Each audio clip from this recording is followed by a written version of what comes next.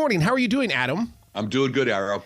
How have we evolved from only nerds and scientists talked about aliens, but now the government is talking aliens. Everybody is talking aliens. It's been such an evolution, and people are never going to believe our story.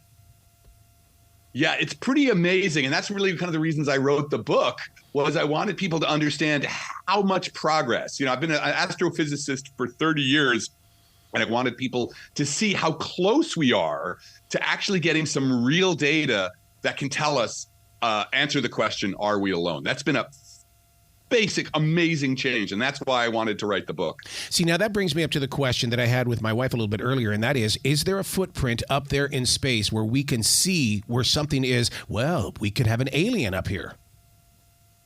That's a great question. I actually have a chapter in the book, what we call solar system SETI. The idea that, look, there's been life on Earth for 3.5 billion years. Who knows? Maybe some traveling species passed through, set up shop for a while, and left, right? And so would there be imprints? Could we find something? We're not going to find anything on Earth because of, the weathering. Like everything on the Earth disappears after about 1 million years in terms of traces. But on the moon, if somebody left something on the moon, it would last for, hundreds of millions of years. So that's actually a possibility, and I describe that in the book, that we should be looking in places in the solar system to see whether or not somebody left something. You really do a great angle on this one, because so many times in other books we've always read about the past, and the focus of the little book of Aliens is about the now and everything that could happen. Yeah, that's a great point. Thank you for bringing that up. What I want people to understand, this is really true when it comes to like UFOs and everything. You can either spend your life relitigating, Roswell or something. But what I want people to understand is from the scientist's perspective and the scientific perspective, we now have the capacity to find life, alien life, where it lives on alien worlds. And that has never been possible before. And so the real focus here is that over the next 10, 20, 30 years, we're going to be able to peer into the atmospheres of alien planets and look for signatures, what we call biosignatures and technosignatures of alien life existing there right now.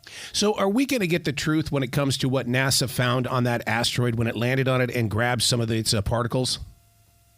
Oh, yeah, for sure. I got friends of mine who are working on that. And it's the most exciting thing, you could possibly imagine. We literally landed on an asteroid, scooped up some of its gravel. And this is gravel that literally this is stuff that's from the formation of the solar system 5 billion years ago, untouched. Nothing has happened to it. And they brought it back. And what we're going to do now is we're going to start breaking it apart, looking at it and looking for signs of that can tell us about maybe the origin of life. And the origin of life is something I dealt with a lot in the book, because whether you're interested in how life started on Earth or how life can start on other worlds, that question of how do you go from non-living stuff to something that's suddenly squirming around? How does that happen? And that's a basic question in astrobiology. See, this is the thing that really inspires me about the future, because the next generations behind us are, they have to have inspiration. They have to have reasons to believe. And it's books like this and what you're doing with astrobiology that opens up the door and doesn't create walls.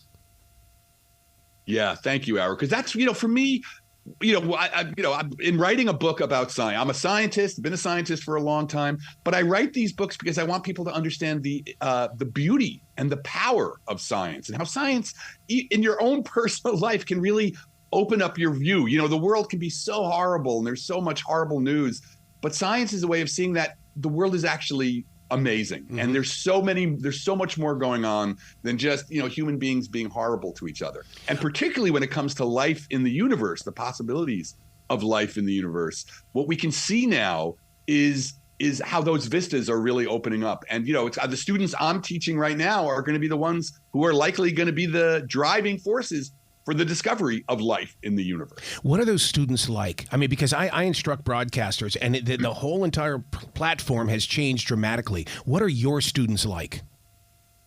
I'm amazed at how enthusiastic they are, because the world's gotten kind of hard.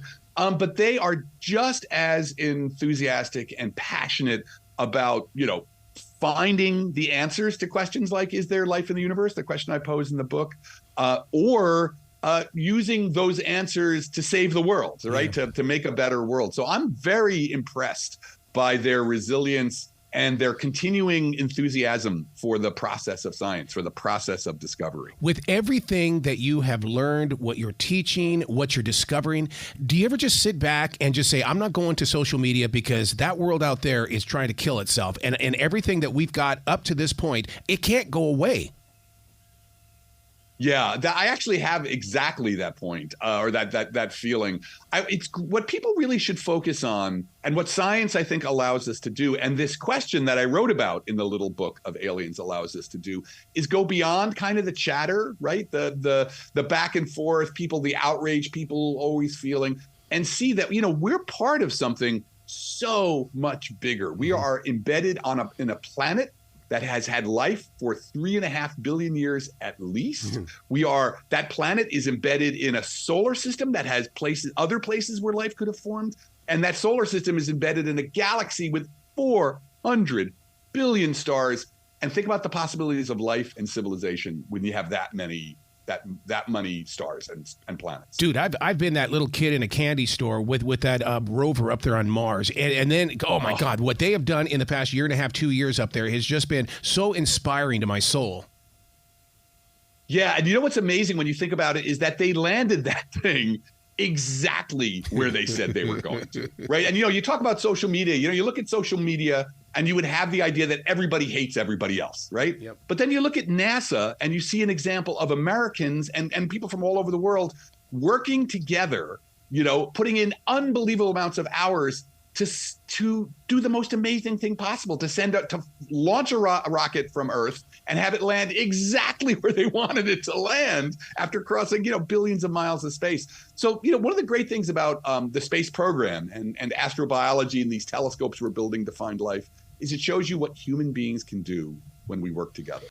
Adam, you kind of touched on NASA, on how unified they are, and more and more every day I'm seeing people sporting the NASA jerseys and shirts and things. But here's the part that really kind of still scares me is that you go up to the younger people and you say, "Man, thank you so much for promoting NASA." "Oh, I just bought this at the store," and it's like, "Oh, we're not there yet. We're not there yet."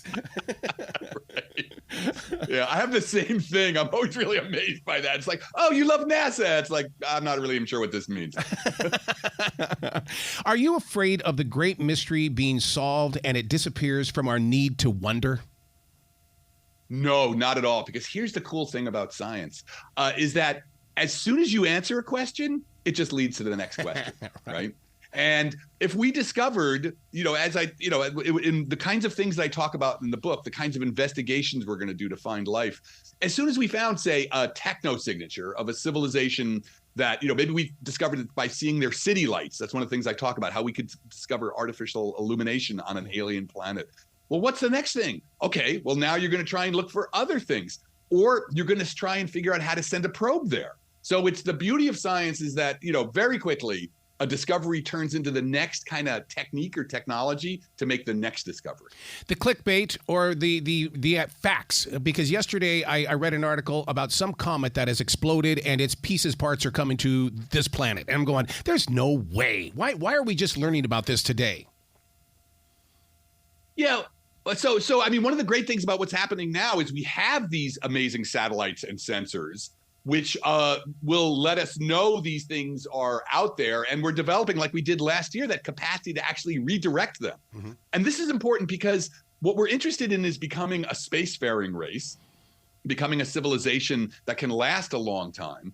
And, that we think when we look for other civilizations, that they're going to be older than us. I did some work on this and I talk about it in the book, that if we find civilizations, odds are they're going to be older than us, which means they figured out how to survive things like comet impacts over long times. Oh, that's a good point of direction. And so then that kind of like erases one of these questions. I was going to say, why have they always called it intelligent life? Well, do we know that for a fact?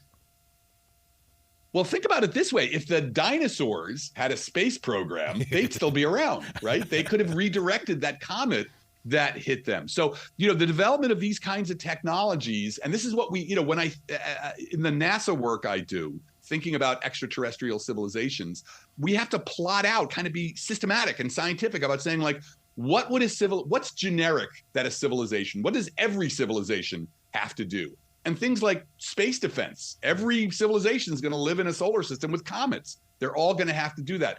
Can we use that as a techno signature? Can we use that to find evidence? That's the kind of things I lay out in the book, the strategies we're developing for finding life on distant worlds. And that book we're talking about is the Little Book of Aliens, where we did discuss a little bit earlier that it's about the now and it's about what could happen in the future. But so now let me ask you this question then. We've always seen these pictures of what aliens look like in the past. Is the modern day technology going to paint us a different picture of what an alien is supposed to look like? Oh, that's a great question. Thank you. Because what that really speaks to is evolution, right? We do now, even if we can't take a picture, right now, like if we found life on an alien planet that was 10 light years away, evolution tells us, our understanding of evolution tells us some important things. And one of them is that, evolution, there's two main forces in evolution. One is what we call convergence, is that, evolution always has to solve the same problems, right? So if you're on a planet with an atmosphere, you're probably going to develop wings, right? You're going to find some creature with wings. But there's also contingency or accidents. Evolution works by a zillion accidents. And so what that means is alien life is, we might expect wings or legs or eyes, but it's not going to look anything like us. So the idea that these grays that people show, these pictures of the, UFO pilots who basically look like versions of us, but it's kind of smaller and weirder, never going to happen. I mean, just from evolutionary point of view, it's like when we find actual alien life, we should expect to be surprised and probably really grossed out.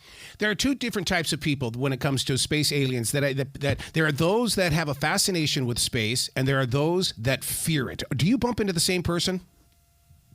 I do. I'm always interested that, when I give public talks, that some people look at the night sky and, the thousands of stars and the vastness, and they feel that they're small, and that terrifies them. But I've always been of the opposite side, which is that, life is hard. And knowing that there's so many stories out there, that our particular story is just one story out of so many, gives me comfort because, okay, my tire got flat on the highway.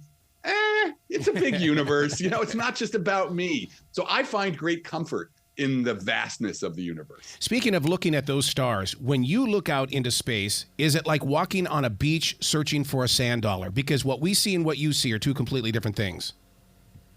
Yeah, the interesting thing is because, as I said, the huge advances that we've made in studying the stars, if we're looking for life, we now know exactly where to look. We know which stars have planets and which planets are in the right place for life to form. But let me give you an amazing statistic that I really unpack in the book. When you look at the stars at night, every one of them, everyone has a family of worlds around. Yep. Right? That means, planets are places. You look at those pictures of Mars and, it looks like, the desert in California. Planets are places. And so there are billions of planets in the galaxy. And one out of every 5, when you see the stars, count up 5 of them. One of them is going to be in the right place for a right orbit where life could form. So that's a pretty stunning statistic, right? There's a lot of places where the experiment with life nature's run that experiment. How do you keep it so simple? Because I felt like I was going to be talking with Albert Einstein today, and now I feel like I'm sitting here with a friend, and he's saying, hey, look, let me tell you what I just read today and what I've studied over the past umpteen years. Well, this is, I wrote the book in my native New Jersey voice, right? So I'm from Jersey, right outside of the city, New York City. And, this is the way I encounter science. Like, yeah, I can do the math, I have some small amount of ability as a mathematician. So, I can, but for me, this is the voice, that occurs for me. And that's hopefully the voice in the book. I wanted to give people a fun, fast way to encounter all the amazing things that are happening in astronomy. And so, Carl Sagan was my hero when I was growing up. I always had an interest in showing people, my enthusiasm that I have for science. It blows my mind every day. I wanted to share with people. Wow. You've got to come back to this show anytime in the future, Adam. The door is always going to be open for you. All right. That would be a real pleasure. Thank you. Excellent. Well, you be brilliant, okay? Thanks, man. This was great. I really enjoyed it.